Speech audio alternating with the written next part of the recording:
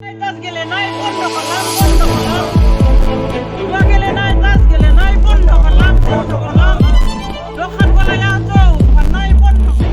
BN SSB हानजाया international anti drugs day फालिदों।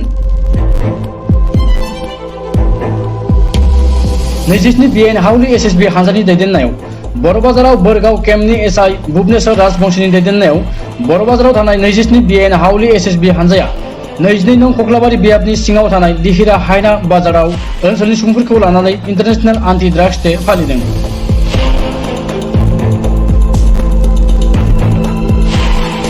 मख'नो गोनांदि बिथांमोना बायदि रोखोमनि एबा ड्राग्स जानायखौ बन्द खालाम, निसा बेसादनि गोजानाव था आरो बिमा बिफाया गावनि फिसाफोरखौ सांग्रां खालाम बायदि स्ल'गान होनानै लामायाव हानजा सुरदों। फुंबिलिनि सांग्रांथियारि मेलजों लोगोसे बिथांमोना मिथिंगायारि एबा गोग्गो आबहावानि थाखाय बिफां फुलिबो गायनानै हाबाफारिखौ मेहेरगोनां खालामो। ओनसोलनि सुबुंफोरा नैजिस्नि BN SSB हाउलीनि रैखाथि हानजाखौ साबायखर बावदों आरो बयबो लाइमोनखौ गाव गावनि मोजां देहा लाखिनो हानाय आरो ओनसोलनि जौगानायखौ लुबैदों।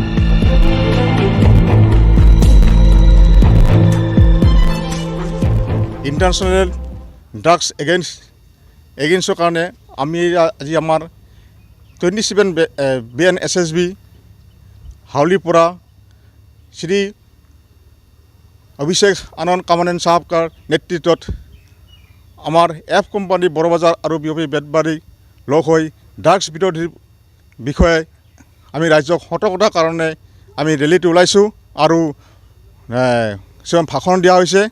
যিবিলাক আজি নতুন জেনেৰেশ্যনবিলাক ল'ৰাবিলাকে ড্ৰাগছ ব্যৱহাৰ কৰে তাৰ বিৰুদ্ধে আমাৰ ৰাজ্যৰ মানুহবিলাকে সজাগতা হ'ব লাগে আৰু ইয়াক বাধা কৰিব লাগে আৰু ওচৰৰ পুলিচ থানা আৰু আপোনাৰ NGO য'ত থাকে সিহঁতক খবৰ দিব লাগে তাকে এই বস্তুটো আগত নবাঢ়ে বা আমাৰ ল'ৰা ছোৱালীবিলাক নষ্ট নহয়। সেইকাৰণে আজি ইণ্টাৰনেশ্যনেল যি ড্ৰাগছ ডে পূৰা ৱৰ্ল্ডত মানা হৈছে। গতিকে এইটোৰ সকলোৱে সজাগতা হৈ থাকে এই ড্ৰাগছৰ ব্যৱহাৰটো খতম হ'ব আমি কৰিব পাৰিম। Thank you. পেৰেণ্টছক মই ক'ব পাৰোঁ এতিয়া যে মই উপদেশ দিব পাৰোঁ পেৰেণ্টছক যে আপোনালোকে ল'ৰা ছোৱালী হওক সিহঁতক বুজাওক আৰু এনেকুৱা যদি হেৰি আছে লগৰ ল'ৰা আছে সিহঁতক কওক যে মানা কৰক যে এইবিলাক বস্তু খাব নালাগে, ব্যৱহাৰ কৰিব নালাগে। আমাৰ যেতিয়ালৈকে বয়স নহয় তেতিয়ালৈকে এইবিলাক বস্তু ব্যৱহাৰ কৰিব নালাগে। চিগাৰেট, বিড়ি, চাদা এইটো ভাল হ'ব লাগে আৰু যদি কোনোবা লগৰ ল'ৰাই খায় সিহঁতকো মানা কৰিব লাগে। Thank you.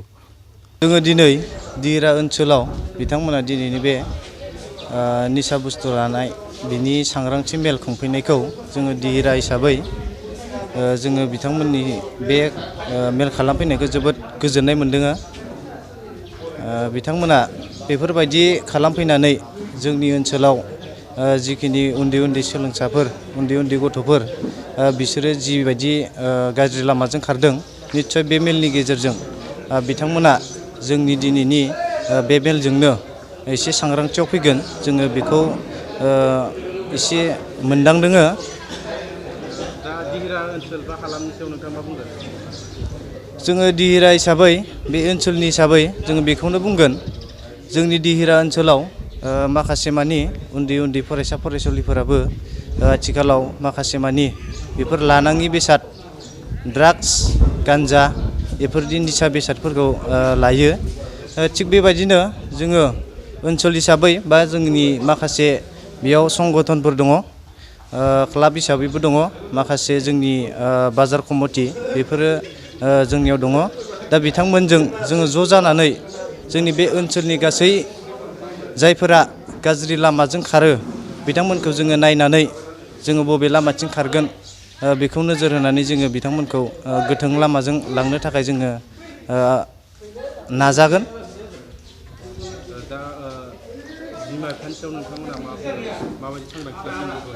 जोङो बिमा बिफा